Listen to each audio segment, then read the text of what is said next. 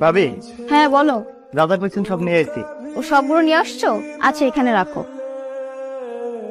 ভাইয়া কইছে একটু দেখা করতে যাই, ভাইয়া কি কয় একটু না। আচ্ছা ঠিক আছে যাও। ভাইয়া, বিশাল, এসিটা একটু ছেড়ে দে তো। ভাইয়া এই যে এটা নেন। ও মাই গড, এটা তুই কোথায় পালি? ওই ভাইয়া আপনি যখন গাড়ি থেকে নামছেন তখন এটা পড়ে গেছিল। হিমাত্র আমি টাকাটা ব্যাংক থেকে তুলে আনছি। তুই আমাকে বড় পাচ্ছেন বাচ্চালি রে, মাথা একদম কাজ করতেছে না বুঝছিস? তুই টেনশনে মাথা একদম। বিশাল ভাই, আমার কোটটা একটু ওয়াশে দিয়ে দিস কেমন? জি ভাইয়া অবশ্যই।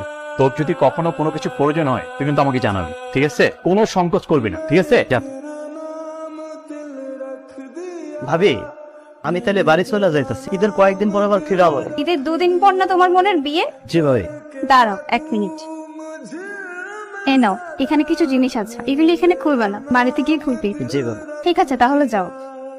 ওই বিশাল, এদিকে আয়। জি ভাই। বিশাল, বাসায় প্যাকেটটা দিয়ে আসতো, তারপর কিছু জিনিস আছে এখানে। কিন্তু ভাই আমি তো বাড়িতে যাইতেছিলাম। ও আচ্ছা, তুই বাড়িতে যাইতেছস? জি ভাই। আচ্ছা যাই হোক, তুই একটু দৌড় দিয়ে দিয়ে আয়।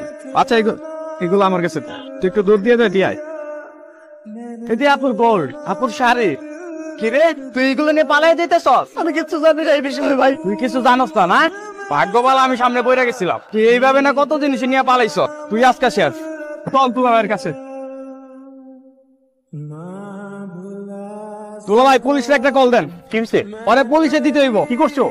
কি করছে? আপুর গহনা, টাকা, আপুর শাড়ি এইসব নিয়েও পালাচ্ছিল। বিশাল, এসব আমি কি দেখছি, কি শুনছি এসব? তুই আমার বাবার আমল থেকে আমাদের বাসায় কাজ করছিস, তোর প্রতি আমাদের বিশ্বাস, তোর প্রতি আমাদের আস্থা, আর তুই কি না? ভাইয়া আমি এগুলা করি না ভাইয়া। ভাবি প্যাকেটটা আমার হাতে দিয়েছে ভাইয়া। নিজে চুরি করে আবার তোর বাবির গায়ে দৌড় চাপাতে চাচ্ছিস? দাঁড়া, এখনই বের হয়ে যাবে। হ্যাঁ সুমো, কোথায় তুমি?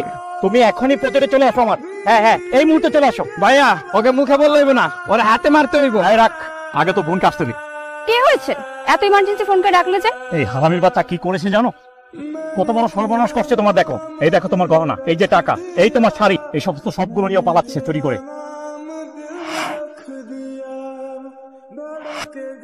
সেই দিনে তোর হাতে 5 লক্ষ টাকা দিয়ে বললাম ব্যাংকে জমা দিয়ে আস, সেই টাকা চুরি করলি না কেন? ওই দিন রাস্তায় 2 লক্ষ টাকা পড়েছিল, সেই টাকা উঠিয়ে নিয়ে তোর স্যারকে দিলি, সেই টাকা চুরি করলি না কেন? আমাদের ফ্যামিলির প্রত্যেকটা বিপদে আপদে তুই ঝাঁপিয়ে পড়িস। তুই কি প্রমাণ করতে চাচ্ছিস? তুই এটা করে আমাদের কাছে ভালো হবি? কত ভালো মানুষ আমরা না রে, আমাদের মধ্যে করে এত সহজ না। সুমো, বেশক কি বলছো?